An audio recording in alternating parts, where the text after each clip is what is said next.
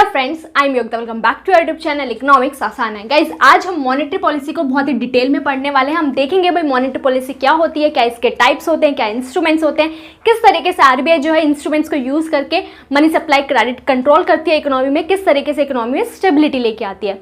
So guys, monetary policy को बहुत ही detail में पढ़ेंगे हम, कोई कंफ्यूजन नहीं रहने वाली है मॉनेटरी पॉलिसी को लेकर। सो गाइज, स्टार्ट करते हैं आज की क्लास। सबसे पहले हम समझते हैं मॉनेटरी पॉलिसी होता क्या है। सो गाइस, बात करें हम मॉनेटरी पॉलिसी की, तो monetary policy refers to the steps taken by a country's central bank to control the money supply for economic stability. कि मॉनेटरी पॉलिसी क्या है कि जो कंट्री का सेंट्रल बैंक होगा, अगर इंडिया की बात करें तो इंडिया का सेंट्रल बैंक कौन है? RBI, reserve bank of India. तो रिजर्व बैंक ऑफ इंडिया क्या करेगा? कुछ स्टेप्स लेगा जिससे क्या कर सके, वो मनी सप्लाई को कंट्रोल कर सके, इकोनॉमी में क्या आ सके, स्टेबिलिटी आ सके। क्योंकि इकोनॉमी में कुछ ना कुछ फ्लक्चुएशन आते रहते हैं, कभी इन्फ्लेशन होती है, कभी एक्सेस डिमांड होती है, कभी डिफ्लेशन होती है, कभी डेफिसिट डिमांड होती है। तो ये जो इकोनॉमिक फ्लक्चुएशन आ रहे हैं, इनको स्टेबिलिटी करने के लिए, इकोनॉमी में स्टेबिलिटी लाने के लिए आरबीआई कुछ स्टेप्स लेती है, कुछ इंस्ट्रूमेंट्स को यूज करती है ताकि वो मनी सप्लाई को कंट्रोल कर सके इकोनॉमी में। तो क्या क्या बेसिकली इंस्ट्रूमेंट है उनको हम डिटेल में समझेंगे। सबसे पहले मॉनेटरी पॉलिसी के इंस्ट्रूमेंट्स देखेंगे, कितने टाइप्स के होते हैं, क्या क्या होते हैं, उनको बहुत ही डिटेल में समझेंगे। देन हम देखेंगे भाई इन्फ्लेशन की सिचुएशन है, डिफ्लेशन की सिचुएशन है, एक्सेस डिमांड की सिचुएशन है, डेफिसिट डिमांड की सिचुएशन है, तो किस तरीके से आरबीआई जो है इन इंस्ट्रूमेंट्स का यूज करके क्या करेगी, मनी सप्लाई को कंट्रोल करेगी, वो हम इस टेबल के थ्रू बहुत ही डिटेल में समझने वाले हैं। सो गाइस, देखते हैं सबसे पहले मॉनेटरी पॉलिसी के इंस्ट्रूमेंट्स। सो गाइस, बात करें मॉनेटरी पॉलिसी इंस्ट्रूमेंट्स, तो ये दो टाइप्स के होते हैं। फर्स्ट आता है हमारा क्वांटिटेटिव इंस्ट्रूमेंट्स, देन सेकंड आता है हमारा क्वालिटेटिव इंस्ट्रूमेंट। ठीक है, क्वांटिटेटिव इंस्ट्रूमेंट समझ में ही आ रहा है, क्वांटिटी बताएंगे बेसिकली, इसमें हम रेट सेट करते हैं। ठीक है, क्वालिटेटिव में क्या होगा, कुछ सजेशन, कुछ एडवाइस वगैरह देंगे। तो सबसे पहले हम क्वांटिटेटिव इंस्ट्रूमेंट देखते हैं मॉनेटरी पॉलिसी के, देन क्वालिटेटिव इंस्ट्रूमेंट देखेंगे मॉनेटरी पॉलिसी के। सो गाइस, बात करें क्वांटिटेटिव इंस्ट्रूमेंट की, तो सबसे पहला आता है हमारा रेपो, या फिर इसको हम रीपर्चेज रेट भी बोलते हैं। अब रेपो रेट या रीपर्चेज रेट क्या होता है उसको देख लो। The rate at which RBI lends money to commercial banks to meet their short term needs। Repo rate या रीपर्चेज रेट की बात करें तो इसमें क्या होता है कि वो रेट होती है जिस रेट पर आरबीआई मनी लैंड करता है कमर्शियल बैंक को for short period of time के लिए, ताकि जो कमर्शियल बैंक है वो अपनी शॉर्ट टर्म नीड्स मीट कर सके। तो रीपर्चेज रेट या रेपो रेट क्या होगी? वो रेट होगी जिस पर आरबीआई मनी लैंड करेगा कमर्शियल बैंक को फॉर शॉर्ट टर्म के लिए। क्लियर हुआ? देन बात करते हैं हम रिवर्स रेपो रेट। अब रिवर्स रेपो रेट नेम से ही समझ में आ रहा है, रेपो रेट का उल्टा होगा। रेपो रेट में क्या होता था, आरबीआई मनी लैंड करती थी कमर्शियल बैंक को, अब यहां पर क्या होगा, कमर्शियल बैंक मनी लैंड करेगा आरबीआई को। रेपो रेट का क्या हो जाएगा, रिवर्स रेपो रेट हो जाएगा। देख लेते हैं भाई रिवर्स रेपो रेट क्या है। The rate at which RBI borrow money from commercial bank. तो ध्यान से समझो क्या डिफरेंस है repo rate and reverse repo rate में। रेपो रेट में आरबीआई मनी लैंड करता है कमर्शियल बैंक को, बट रिवर्स रेपो रेट में क्या है, आरबीआई मनी बोरो करता है कमर्शियल बैंक से। तो जिस रेट पर आरबीआई मनी बोरो करेगा कमर्शियल बैंक से, उसको हम बोलेंगे रिवर्स रेपो रेट। क्लियर हुआ? देन आता है हमारा बैंक रेट या फिर डिस्काउंट रेट, हम जिसको बोलते हैं।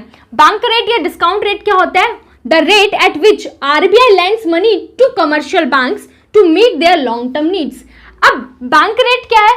बैंक रेट वो रेट होती है जिस पर आरबीआई मनी लैंड करेगा कमर्शियल बैंक को, बट यहाँ पर लॉन्ग पीरियड ऑफ टाइम के लिए करेगा ताकि कमर्शियल बैंक अपनी लॉन्ग टर्म नीड्स को सेटिस्फाई कर सके।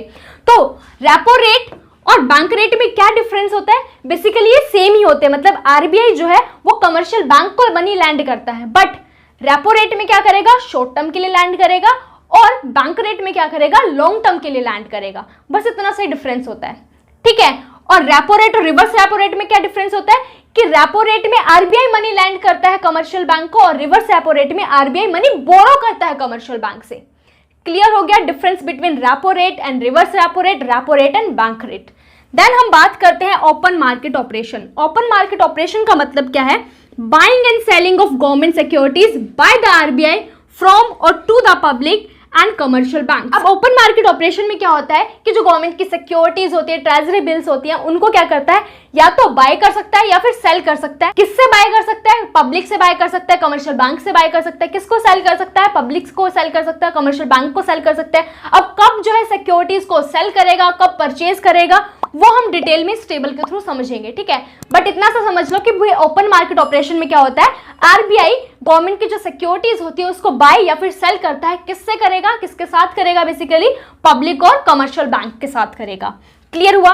देन आता है legal reserve requirements and variable reserve ratio method, जिसको हम LRR बोलते हैं, लीगल रिजर्व रिक्वायरमेंट्स, या फिर इसका दूसरा नाम भी है वेरिएबल रिजर्व रेशियो मेथड। अब वेरिएबल रिजर्व रेशियो मेथड क्यों बोल रहे हैं कि वेरिएबल क्यों है, क्योंकि जो आरबीआई रेट सेट करेगी उसके अकॉर्डिंग क्या करना पड़ेगा, कमर्शियल बैंक को रिजर्व रखना पड़ता है अपने पास। अब LRR के अंदर बेसिकली कमर्शियल बैंक को दो तरीके का रिजर्व रखना पड़ता है। तो LRR की बात करें, कमर्शियल बैंक क्या होते हैं, ऑब्लिग्ड होते हैं टू मेंटेन रिजर्व, की मेंटेन करना ही पड़ेगा, ठीक है, कमर्शियल बैंक को। LRR क्या होता है, लीगल रिजर्व रेशियो होता है, जिसके अंडर क्या होता है, कमर्शियल बैंक ऑब्लिग्ड होते हैं, उनको रिजर्व रखना ही पड़ता है अपने पास।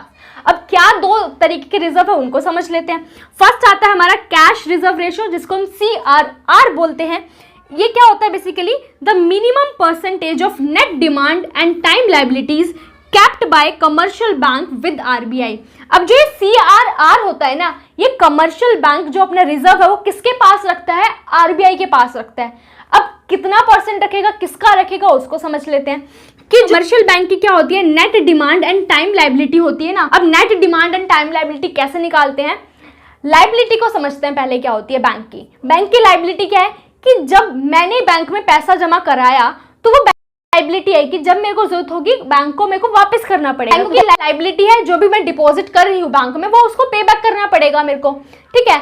अब यहाँ पे समझते हैं लायबिलिटी, तो हमने समझा भी लायबिलिटी क्या है। बेसिकली जो हम डिपॉजिट करा रहे हैं बैंक में, वो बैंक की क्या है, लायबिलिटी है, क्योंकि बैंक क्या है, लायबल है उसको पे बैक करने के लिए, ठीक है।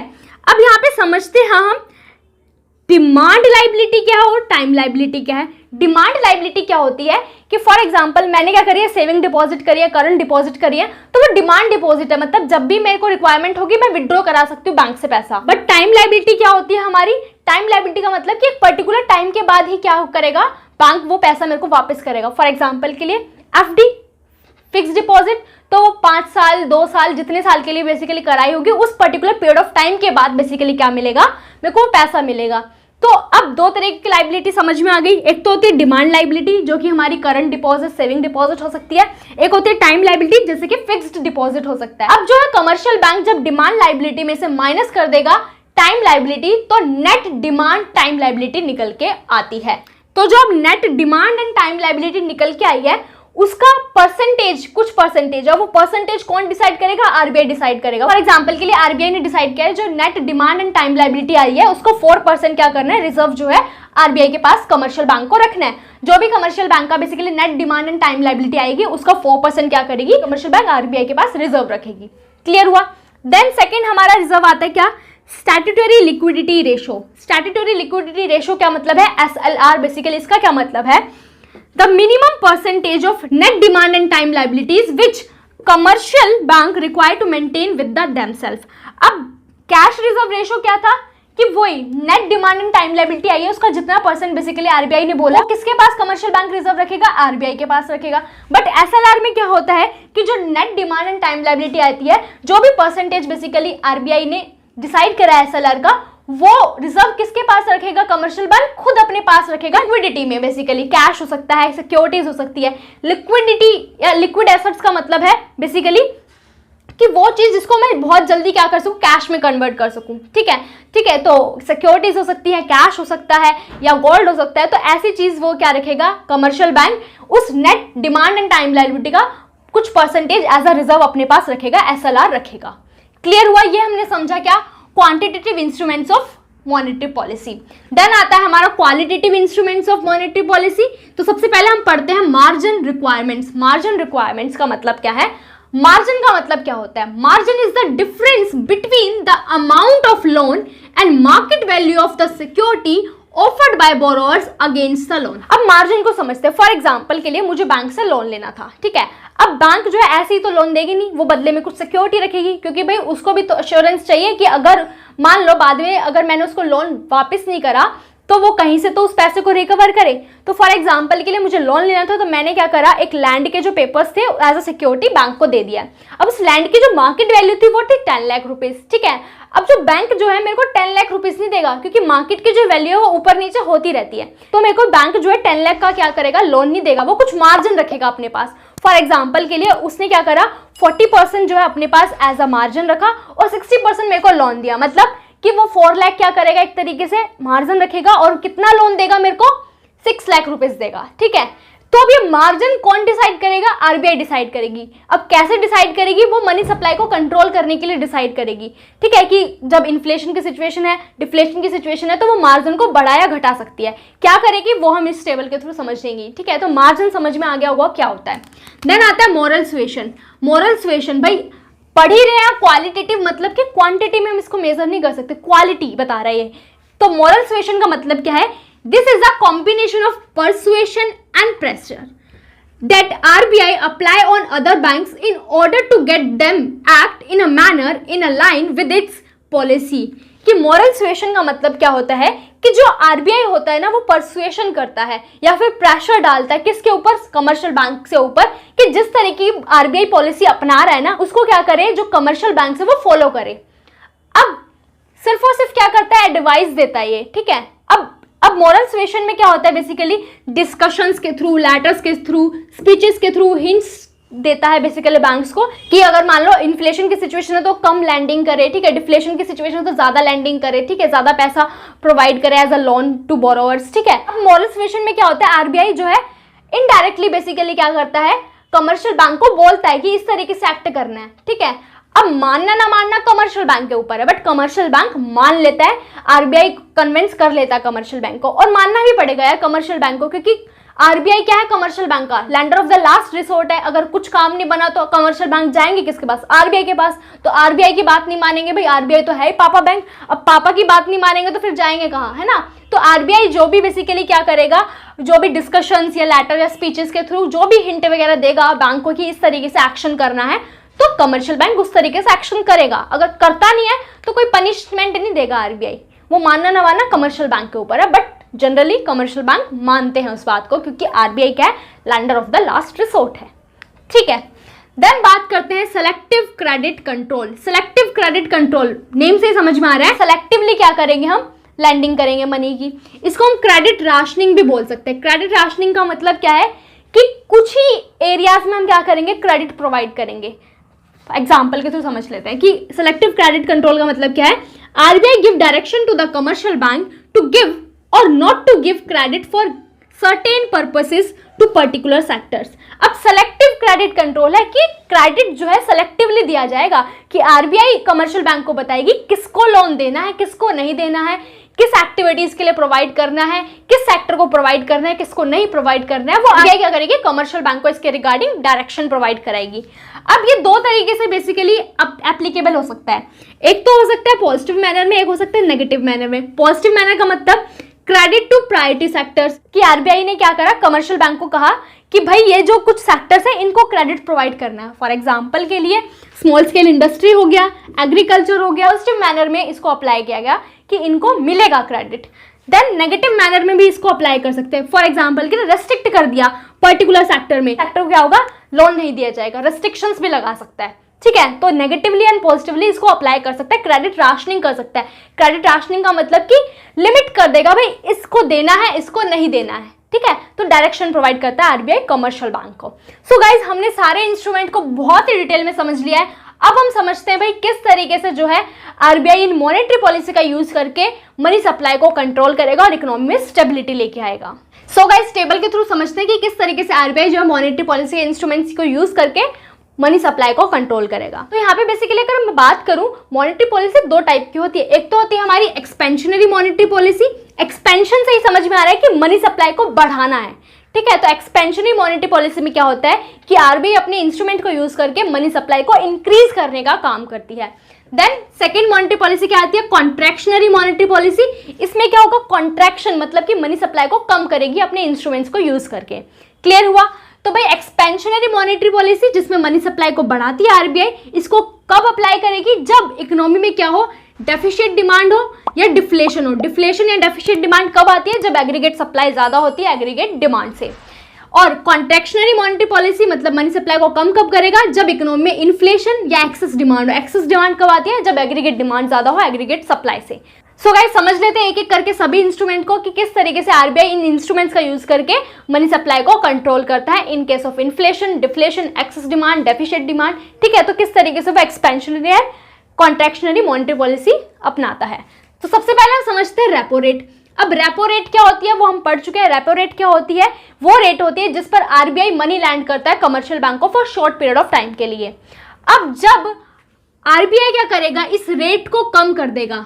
जब आरबीआई क्या करेगा, रेपो रेट को कम कर देगा, तो कमर्शियल बैंक क्या करेगा, ज्यादा बोरिंग्स लेगा आरबीआई से। ज्यादा बोरिंग्स लेगा तो आगे जो बोरोअर्स होंगे, ठीक है, उनको मनी भी ज्यादा लैंड करेगा, जिससे क्या हो जाएगी, मनी सप्लाई बढ़ जाएगी। ठीक है, तो मनी सप्लाई बढ़ जाएगी भाई इससे। तो रेपो रेट क्या करेगा, आरबीआई डिक्रीज करेगा इन केस ऑफ डिफ्लेशन की सिचुएशन, क्योंकि मनी सप्लाई बढ़ानी है ना। देन बात करते हैं, रेपो रेट बढ़ाएगा भाई किस सिचुएशन में, इन्फ्लेशन की सिचुएशन है, क्योंकि मनी सप्लाई कम करनी है। अब रेपो रेट के बढ़ने से क्या होगा, अब रेपो रेट बढ़ेगी तो जो कमर्शियल बैंक लोन लेगी आरबीआई से वो क्या पड़ेगा, उसको महंगा पड़ेगा, तो कम लोन लेगी और आगे जो है बोरोअर्स को भी कम लोन प्रोवाइड करेगी।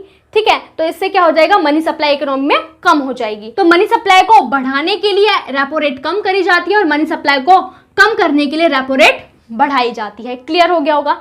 देन बात करते हैं reverse repo rate. Reverse repo rate में उल्टा होता है। रिवर्स रेपो रेट में क्या होता है, आरबीआई मनी बोरो करता है कमर्शियल बैंक से।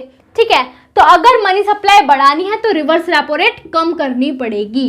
रिवर्स रेपो रेट कम करनी पड़ेगी। फॉर एग्जाम्पल के लिए आरबीआई ने क्या करा, रिवर्स रेपो रेट कम कर दी। ठीक है, कि आरबीआई क्या कर रहा है, कमर्शियल बैंक से लोन बोरो कर रहा है और उसको कम रेट ऑफ इंटरेस्ट दे रहा है। अब कम रेट ऑफ इंटरेस्ट देगा तो कमर्शियल बैंक जो तैयार नहीं होगी आरबीआई को लोन देने के लिए, वो क्या करेगी, इंस्टेड ऑफ आरबीआई को दे वो क्या करेगी भाई, लोगों को प्रोवाइड करेगी, पीपल्स को प्रोवाइड करेगी। तो इससे क्या होगा, मनी सप्लाई इकोनॉमी में बढ़ जाएगी। ठीक है, मनी सप्लाई क्या हो जाएगी, बढ़ जाएगी। बट मनी सप्लाई को अगर कम करना है तो रिवर्स रेपो रेट को बढ़ाना पड़ेगा, क्योंकि अगर आरबीआई ज्यादा रेट ऑफ इंटरेस्ट देगा कमर्शियल बैंक को तो कमर्शियल बैंक अट्रैक्ट होगा, वो ज्यादा से ज्यादा पैसा किसको लोन प्रोवाइड करेगा, आरबीआई को प्रोवाइड करेगा, क्योंकि वहां से ज्यादा रेट ऑफ इंटरेस्ट आ रहा है एज कम्पेयर टू पब्लिक। वो सारा का सारा पैसा किसको दे देगी एज अ लोन, आरबीआई को दे देगी। जब आरबीआई के पास पैसा चला गया तो इकोनॉमी में क्या हो जाएगा, मनी सप्लाई कम हो जाएगी। क्लियर हो गया। देन बैंक रेट की बात करें, बैंक रेट मनी सप्लाई बढ़ानी है तो हम क्या कर देंगे, कम कर देंगे। अब बैंक रेट क्या होती है, आरबीआई मनी लैंड करेगा कमर्शियल बैंक को but long period of time के लिए। सेम जो हमने रेपो रेट में करा वही बैंक रेट में करेंगे, क्योंकि दोनों होती तो सेम ही है। बट रेपो रेट जो होती है वो शॉर्ट टर्म के लिए होती है, बैंक रेट जो होती है वो लॉन्ग टर्म के लिए होती है। तो बैंक रेट क्या करना पड़ेगा, कम करना पड़ेगा अगर मेरे को मनी सप्लाई बढ़ानी है। कि बैंक रेट जब क्या हो जाएगी, कम हो जाएगी, तो कमर्शियल बैंक ज्यादा से ज्यादा क्या लेगी, लोन लेगी आरबीआई से और उस लोन को क्या करेगी, आगे लैंड करेगी पीपल्स को, तो मनी सप्लाई क्या होगी, इकोनॉमी में बढ़ जाएगी। देन बात करते हैं, अगर मनी सप्लाई कम करनी है तो बैंक रेट आरबीआई बढ़ाएगी। क्यों बढ़ाएगी, क्योंकि जब बैंक रेट बढ़ेगा तो कमर्शियल बैंक कम लोन लेंगे आरबीआई से, तो आगे पीपल्स को भी लोन कम प्रोवाइड होगी। ठीक है, तो इससे क्या हो जाएगी, मनी सप्लाई इकोनॉमी में कम हो जाएगी। देन बात करते हैं open market operation. Open market operation में क्या होता है कि बाइंग एंड सेलिंग करता है गवर्नमेंट सिक्योरिटी को आरबीआई, ठीक है, पब्लिक को या कमर्शियल बैंक को। तो कब बाय करेगा कब सेल करेगा उसको समझ लेते हैं। कि अगर मान लो डेफिशिएट डिमांड है, डिफ्लेशन की सिचुएशन है, तो मनी सप्लाई बढ़ानी है।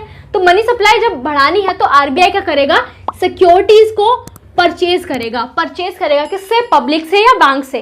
ठीक है, कि जब सिक्योरिटीज को परचेज करेगा आरबीआई तो आरबीआई के पास क्या आएगा, वो पीस ऑफ पेपर आएगा सिक्योरिटी का, और पैसा कहाँ जाएगा, इकोनॉमी में जाएगा, तो मनी सप्लाई बढ़ जाएगी। बट अगर इन्फ्लेशन की सिचुएशन, एक्सेस डिमांड की सिचुएशन है, तो आरबीआई क्या करता है, सेल ऑफ सिक्योरिटीज करता है, कि अपनी सिक्योरिटी को सेल कर देगा पीपल को या फिर बैंक को। तो क्या होगा, यहाँ पे आरबीआई के पास पैसा जाएगा और जो पीस ऑफ पेपर है सिक्योरिटी का वो किसके पास जाएगा, पीपल्स और बैंक के पास जाएगा, तो मनी सप्लाई इकोनॉमी में कम हो जाएगी। क्लियर हुआ। देन बात करते हैं लीगल रिजर्व रेशो। दो तरह की होती है, सीआरआर और SLR, cash reserve ratio and statutory liquidity ratio. अब दोनों में ही सेम सिचुएशन चलेगी। ठीक है, क्योंकि दोनों ही क्या है, बेसिकली रिजर्व है। कैश रिजर्व रेशो कौन रखता है, कमर्शियल बैंक आरबीआई के पास रखता है। Statutory liquidity ratio commercial bank खुद अपने पास ही रखता है। बट है तो दोनों ही रिजर्व, तो दोनों ही एक जैसे बिहेव करेंगे मनी सप्लाई को इंक्रीज और डिक्रीज करने के लिए। फॉर एग्जाम्पल के लिए, अगर मनी सप्लाई मेरे को क्या करनी है, बढ़ानी है, तो कैश रिजर्व रेशो को कम करना पड़ेगा।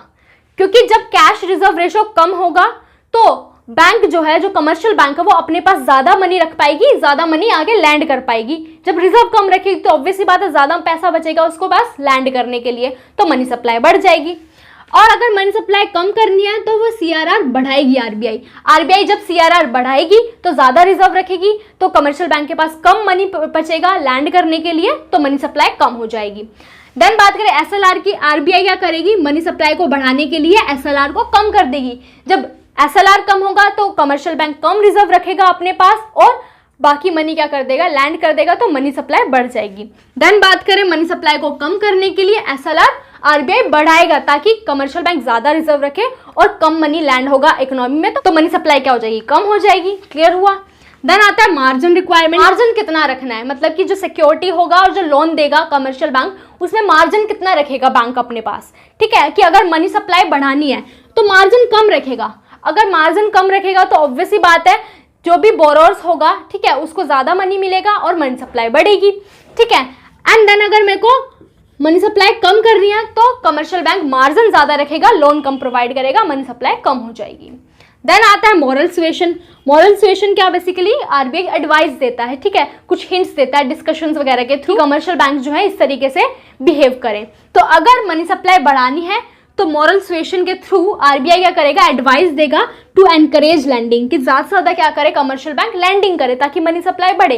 बट अगर मनी सप्लाई कम करनी है तो क्या करेगा, आरबीआई एडवाइस करेगा, रिक्वेस्ट करेगा, परसुएड करेगा not to advance credit for speculative और नॉन एसेंशियल एक्टिविटीज, कि जो फालतू की एक्टिविटीज है उसके लिए लोन प्रोवाइड ना करे ताकि मनी सप्लाई कम हो सके, इन्फ्लेशन की जो सिचुएशन आई है वो करेक्ट हो सके।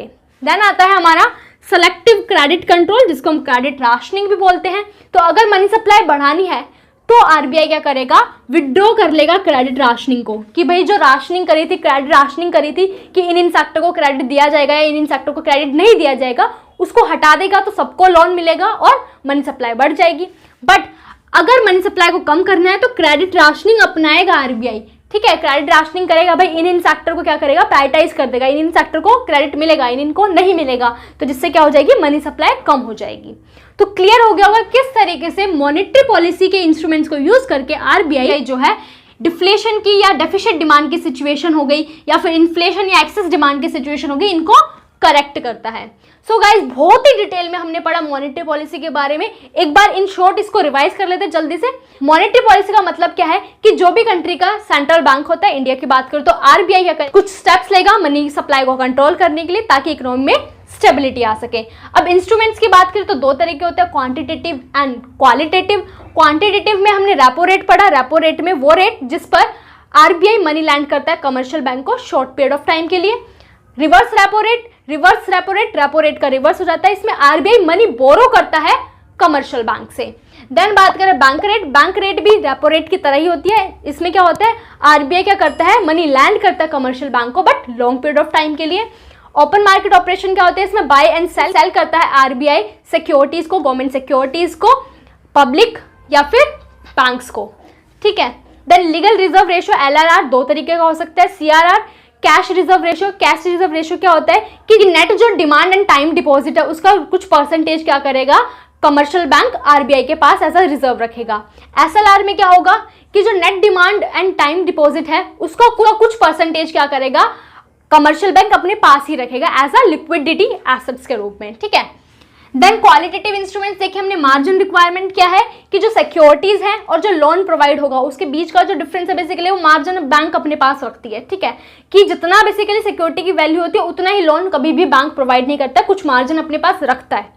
ठीक है, देन मॉरल सुएशन क्या है, बेसिकली जो आरबीआई है वो कुछ सजेशंस देगा, एडवाइस देगा कि इस तरीके से कमर्शियल बैंक को बिहेव करना है, कि ज्यादा लैंडिंग करनी है या कम लैंडिंग करनी है, क्योंकि आरबीआई का काम है भाई, आरबीआई को क्या करना पड़ेगा, मनी सप्लाई को कंट्रोल में रखना पड़ेगा, नहीं तो फिर इकोनॉमिक फ्लक्चुएशन आ जाएंगे, इकोनॉमिक स्टेबिलिटी नहीं आ पाएगी। इकोनॉमिक स्टेबिलिटी लाने के लिए आरबीआई कुछ सजेशन देगा डिस्कशंस लेटर वगैरह के थ्रू, और जनरली कमर्शियल बैंक उसकी बात मानते हैं क्योंकि भाई पापा बैंक है, सब बात मानेंगे, अगर नहीं मानेंगे तो फिर जाएंगे कहाँ, है ना, तो मानते हैं वो, अगर नहीं भी मानते हैं तो कोई एक्शन नहीं ले सकता आरबीआई। देन आता है selective credit control, credit rationing कर लेते हैं कि इसको हम पॉजिटिव और नेगेटिव मैनर में अप्लाई कर सकते हैं। पॉजिटिव में कि आरबीआई ने क्या करा, प्रायोरिटाइज कर दिया, इन सेक्टर को लोन मिलेगा। नेगेटिव मैनर में कैसे अप्लाई करेगी आरबीआई कि इन सेक्टर्स को लोन नहीं मिलेगा, तो इस तरीके से क्रेडिट राशनिंग कर सकती है। और फिर हमने इस टेबल के थ्रू समझा कि मॉनेटरी पॉलिसी इंस्ट्रूमेंट्स के थ्रू किस तरीके से RBI money supply credit control करती है, कि एक्सपेंशनरी मॉनेटरी पॉलिसी कब आरबीआई यूज करेगी? जब उसको मनी सप्लाई बढ़ानी हो, मतलब इकोनॉमी में कैसी सिचुएशन हो, डिफ्लेशन या डेफिसिट डिमांड की सिचुएशन हो। और कॉन्ट्रैक्शनरी मॉनेटरी पॉलिसी कब अपनाएगा आरबीआई? जब उसको मनी सप्लाई कम करनी हो, मतलब इकोनॉमी में इन्फ्लेशन या एक्सेस डिमांड की सिचुएशन हो। तो बात करें रेपो रेट, क्या करी जाएगी? कम करी जाएगी मनी सप्लाई को बढ़ाने के लिए और मनी सप्लाई को कम करने के लिए बढ़ाई जाएगी। Reverse repo rate money supply को बढ़ाने के लिए कम करी जाएगी, मनी सप्लाई को कम करने के लिए बढ़ाई जाएगी। बैंक रेट मनी सप्लाई को बढ़ाने के लिए बैंक रेट कम करी जाएगी और मनी सप्लाई को कम करने के लिए बैंक रेट बढ़ाई जाएगी। Open market operation money supply बढ़ानी है तो आरबीआई क्या करेगी? परचेज ऑफ सिक्योरिटीज करेगी और मनी सप्लाई कम करनी है तो सेल ऑफ सिक्योरिटीज करेगी। देन एलआरआर में हम सीआरआर और एसएलआर की बात करें तो अगर मनी सप्लाई बढ़ानी है तो एसएलआर और सीआरआर दोनों को कम करा जाएगा और अगर मनी सप्लाई कम करनी है तो एसएलआर और सीआरआर दोनों को बढ़ाया जाएगा। देन मार्जिन रिक्वायरमेंट, जो मार्जिन होगा बेसिकली अगर मनी सप्लाई बढ़ानी है तो कम करा जाएगा और मनी सप्लाई कम करनी है तो बढ़ाया जाएगा।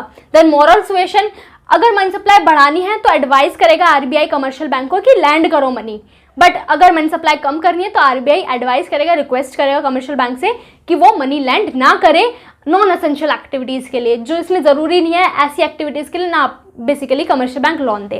देन सेलेक्टिव क्रेडिट कंट्रोल, अगर मनी सप्लाई बढ़ानी है तो क्रेडिट राशनिंग को हटा देगा आरबीआई और अगर मनी सप्लाई कम करनी है तो क्रेडिट राशनिंग को लगाएगा आरबीआई। सो गाइज बहुत डिटेल में हमने मॉनेटरी पॉलिसी को समझा है, होप बहुत अच्छे से क्लियर हो गया होगा। सो गाइज आज के लिए इतना ही, मिलते हैं नेक्स्ट क्लास में। Thank you.